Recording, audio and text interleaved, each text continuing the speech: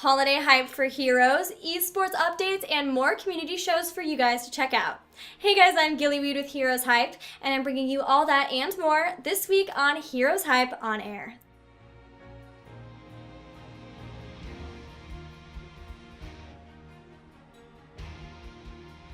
As usual, Blizzard was in fine form this week when it came to April Fool's Day. Let's check in with Anna to see how Heroes players could celebrate the holiday. Thanks, Gilly. Well, there are no IRL events to report for Heroes of the Storm this week, although we are looking forward to the Heroes of the Dorm finals at the end of the month. But April Fool's Day got a dual nod from Blizzard Online, first with their faux social interaction aids B-motes, as well as with their very real and quite entertaining Big Head mode in-game. Also, they're anticipating the Feast of Noble Garden with a disturbingly adorable new Murky skin, the Funny Bunny Murky, which is now available in the in-game store. Back to you, Gilly. Thanks, Anna. We'll start our esports recap with the Storm League, which has been full of Asian teams looking to make a name for themselves. An English cast of the Storm League has started fairly recently on Inimical GG's Avrika channel, and I've even been joining him when I can to help. So if you want to witness a new meta unfolding, be sure to come check it out. In the European scene, the ESL Major League Season 1 playoffs have begun, and the top European teams have brought out some crazy new strategies thus far. Team LDLC beat Gamers 2, which means they had the winner's bracket advantage in the grand finals. But Gamers 2 beat Fnatic to come back to the finals and another chance versus LDLC.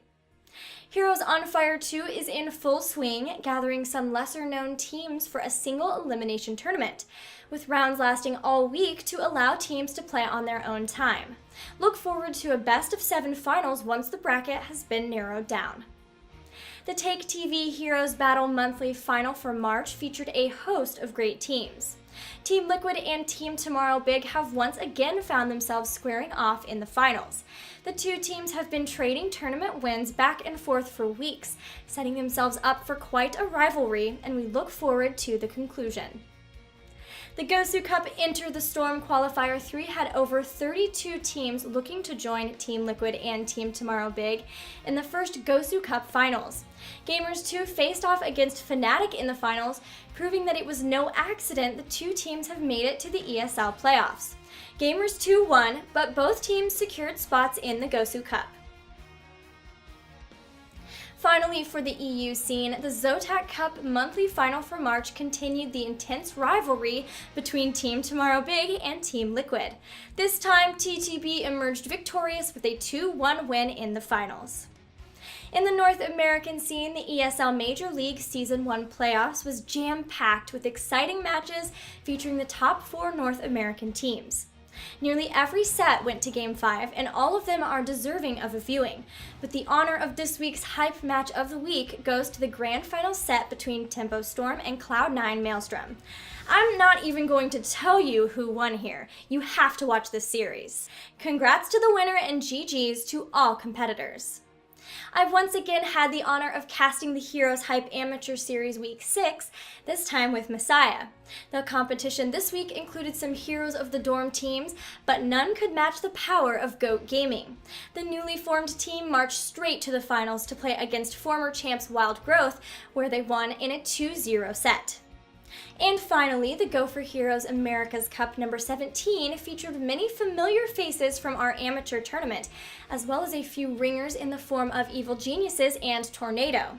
Former Cloud9 team members Zuna and Kenma propelled Tornado to the finals, where they had a close set again with GOAT Gaming. In a back-and-forth nail-biter on the Haunted Mines, GOAT Gaming claimed the victory with a very exciting ending.